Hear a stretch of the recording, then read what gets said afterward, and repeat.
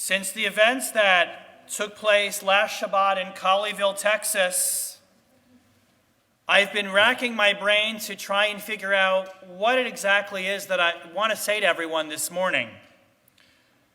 What am I supposed to say to provide inspiration for this wonderful group? What am I supposed to say exactly to all of you who have gathered here this morning, many of you in solidarity in light of last week's horrific events?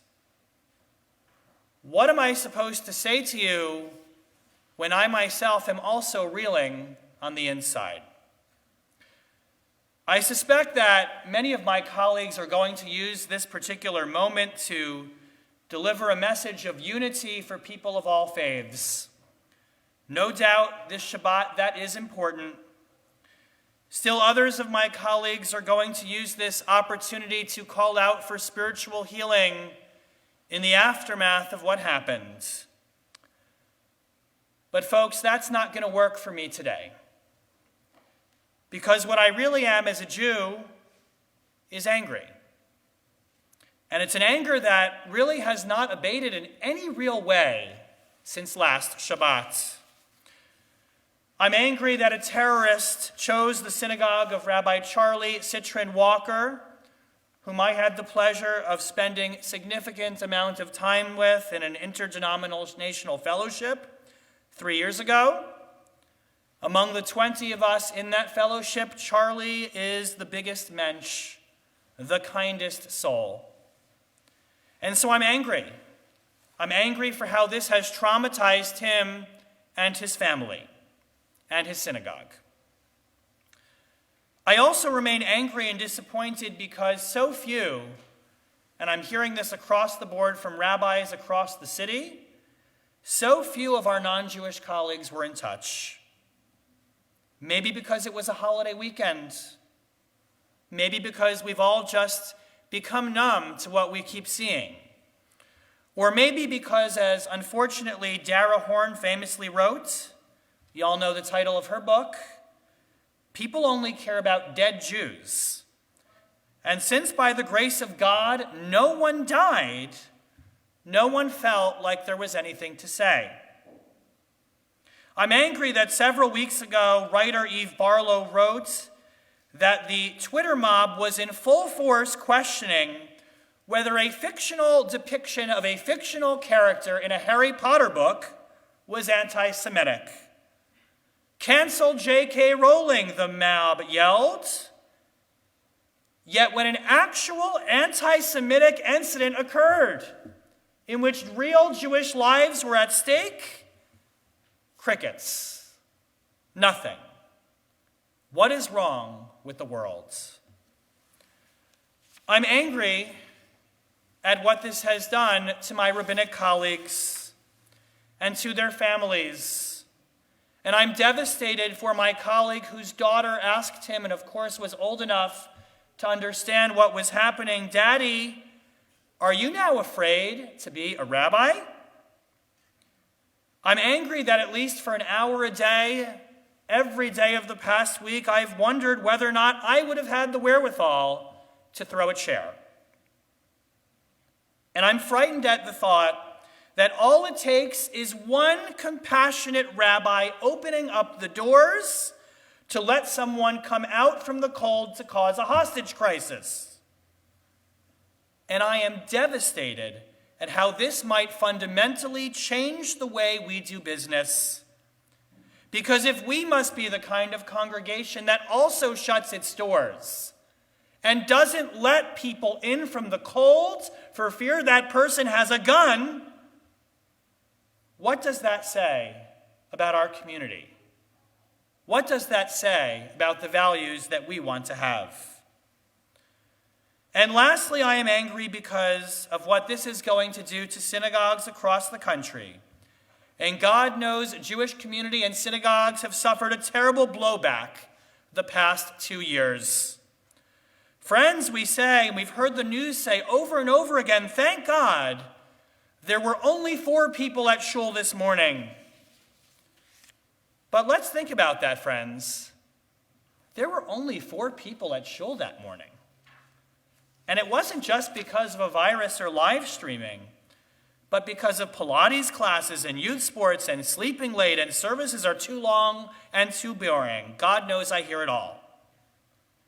Now I wonder, am I also going to have to hear, Rabbi, I don't want to come to shul this morning on the outside chance I may be held in a hostage crisis?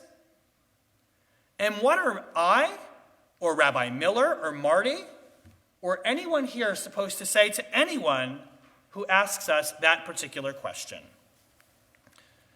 Folks, this Shabbat I am so angry that I feel like a chinik, like a tea kettle that is about to boil over. Because Colleyville just reminded us how unfair our world really is. Why hasn't anyone called us? How is it that the world continues to tolerate anti-Semitism? Don't they know that a piece of our soul is taken away from us each and every time something like this happens? It rips us apart. Fortunately, my message this Shabbat is the following, and that is that we cannot forget that when we are angry, we can take that anger and turn it into a force for change. Powerful, meaningful change. As Jews, we have a responsibility on this Shabbat of solidarity with our fellow Jewish community in Texas to take that anger that we have and to shape it into bold ideas so that, yes, we can do tikkun olam and we can fix the world. So in closing, with all of the anger and the hurt we feel, I want to ask everyone here to do 3 simple things this Shabbat that I truly believe will begin to make a difference. The first thing, and the hardest thing to do, is I want you to pick a friend who you were surprised you didn't hear from this week. And I want you to call them and tell them that you were truly surprised not to hear from them. And just mention it to them that while they may not have thought about it, that their silence when a synagogue fell under attack made it feel on some level like they didn't care about you. And if they don't understand what a synagogue in Texas has to do with a synagogue outside of Atlanta, tell them that your rabbi knows the rabbi, that we have many Jews in this synagogue who are from Texas, or have deep connections, or have lived in the state of Texas. Tell them that we, in fact, have members of this synagogue, you may not know this, folks, who were founding members of that synagogue in Colleyville. And that's how small the Jewish world is. So that any time something like this happens, it affects you too personally.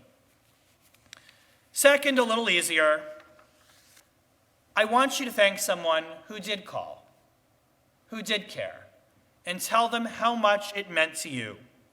In fact, I'm going to do that right now from this bima in what is a rather humorous story. Because while I didn't get so many texts or emails or calls, the ones I did get meant the world. I was in a car with my kids on the way to the park. Of course, there wasn't enough snow in the park on Friday to go sledding. And so I promised them I'd stop for ice cream, and so we ended up stopping at the racetrack around the corner when I get a call on my cell phone from Washington, D.C. Well, I figured it was spam, so I didn't pick it up. My kids were screaming for ice cream in the car. I decided to take a break. And then on a whim, I decided to call it back. It was the line for the United States Senate. And so because a number of rabbis in our community were reached out to, I want to say thank you to Senator John Ossoff for being the only public official to reach out this week. And I want to apologize to Senator Ossoff for my screaming children who did not let me pick up the phone. Finally, my most important ask, and that is why so many of you are here today. Please, I beg of you, do not let what has happened prevent you in any way from going and living your full, best Jewish life. Because if we cower and hide, then the terrorists and the anti-Semites win.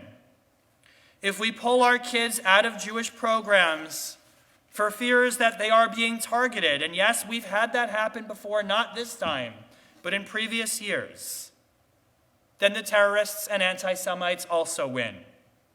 If we let our feelings of fear overcome the facts that this shul is safe and secure, and if we forget that we need our community now more than ever, then the anti-Semites and the terrorists also win.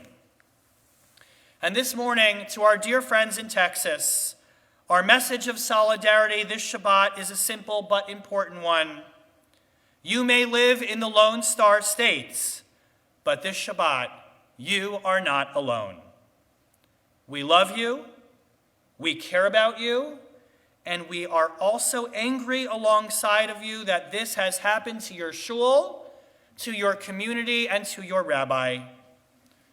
And so we commit at this moment to speaking out, to expressing our love and our support, to doing our utmost to make sure the world does not turn a blind eye to Jewish suffering anymore.